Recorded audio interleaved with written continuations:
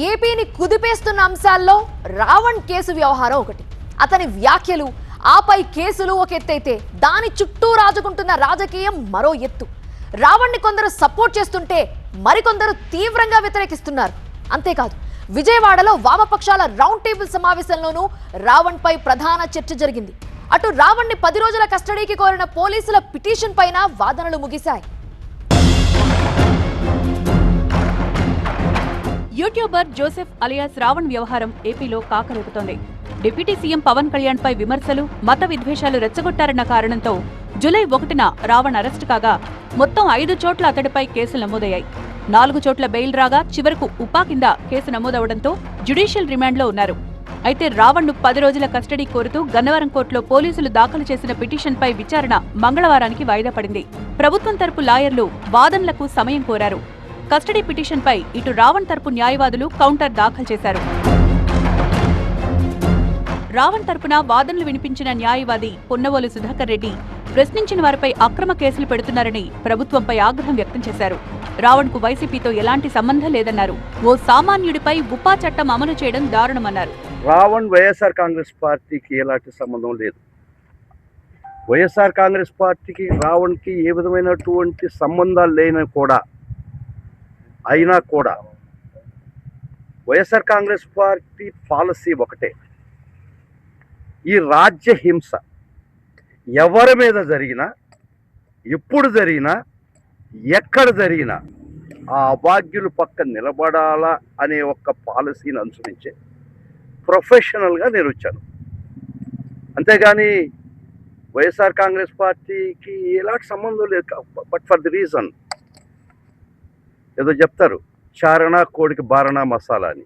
ఆయన చేసింది ఏంది, ఆయన అన్నదేంది, ఉపా యాక్ట్ ఏంది, ఆయన పెట్టి మీద కేసులేంది, డెత్ పనిష్మెంట్. చంపేస్తామా ఆ స్టేట్మెంట్ ఇచ్చేదానికి? ఈ రాజ్యహింస కాదా అని అడుగు.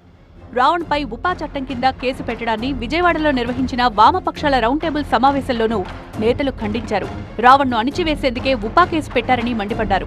సమస్యల సుడిగుండంలో చిక్కుకున్న కేంద్ర, రాష్ట్ర ప్రభుత్వాలు ప్రజలను డైవర్ట్ చేసేందుకు రాజకీయ కుట్రలో భాగంగా రావణ్ పై అక్రమ కేసులు బనాయించారని మాజీ మంత్రి అంబటి ఆగ్రహం వ్యక్తం చేశారు. రావణ్, నేను మరొకసారి చెప్తున్నా, రావణ్ ఐడియాలజీ మా ఐడియాలజీ కాదు. రావణ్ మమ్ముల్ని కూడా దూషించాడు, మమ్ముల్ని కూడా విమర్శించాడు. అయినా రావణ్ తరపే ఇవాళ మేము ఉంటాం. ఎందుకంటే రావణ్ మీద ప్రయోగించింది అసాధారణమైన, అన్యాయమైన చట్టాన్ని ప్రయోగించి అణగదొక్కాలని ప్రయత్నం చేస్తున్నప్పుడు మాట్లాడకపోతే రేపు మాకైనా అదే గతి. రావణ్ పై ఉపా చట్టం ప్రయోగించడం సరికాదన్నారు సిపిఐ నేత రామకృష్ణ. 4 సార్లు బెయిల్ వచ్చాక ఉపా చట్టం ప్రకారం కేసు పెడతారా అని ప్రశ్నించారు. వెంటనే రావణ్ పై పెట్టిన కేసును వెనక్కి తీసుకోవాలని డిమాండ్ చేశారు. ప్రశ్న రావణ్ ఏదైతే మాట్లాడినాడో దాన్ని మేము ఎవ్వరం కూడా సమర్థించడం లేదు. అతను ఏమైనా మాట్లాడంటే చట్ట ప్రకారం చర్య తీసుకుంటామన్నా, డిఫమేషన్ కేసు వేసినా ఎవ్వరు కూడా మేము సమర్థించము.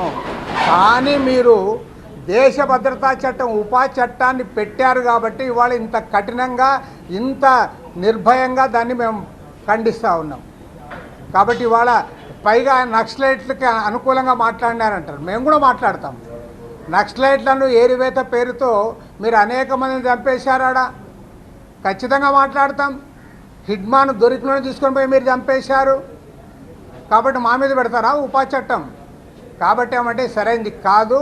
ప్రభుత్వం ఇప్పటికైనా ఆలోచించాలి, మీరు చేస్తున్న తప్పును గమనించాలి. రావణ్ పై ఉపా కేసు పెట్టడం ముమ్మాటికి సరైందే అన్నారు ఏపీ బీజేపీ నేత దిలీప్. రావణ్ వ్యాఖ్యలు సనాతన ధర్మంపై దాడిగా భావిస్తున్నామన్నారు. రావణ్ కు సహకరిస్తున్న ప్రకాష్ రాజు మీద కూడా కేసు పెట్టాలన్నారు. వైసీపీ తీరుపైన ఆగ్రహం వ్యక్తం చేశారు. నిన్న మొన్న గొడ్డల పార్టీకి చెందిన కొందరు నాయకులు ఏ విధంగా ఇతనికి పోలీసుల వ్యవహారంలో కూడా బయటపడింది.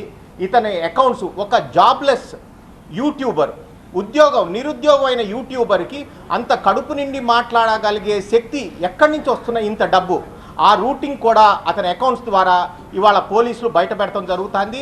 దేశానికి కానీ, దేశ భద్రతను కానీ కించపరిచే మాటలు మాట్లాడిన ఒక బత్సలకూరి జోసెఫ్ని, ఒక యూట్యూబర్ని, ఒక నిరుద్యోగిని మీరు భుజం మీద వేసుకొస్తున్నారంటే, అతనికి ఫండింగ్ చేస్తున్నారంటే, అతని వెనక లీగల్ ఎయిడ్ ఇస్తున్నారంటే అటువంటి వాళ్ళు కూడా శిక్షకు అర్హులే. మొత్తంగా రావణ్ ఎపిసోడ్ పై నడుస్తోన్న రాజకీయ రచ్చ ఇప్పట్లో ఆగేలా కనిపించట్లేదు.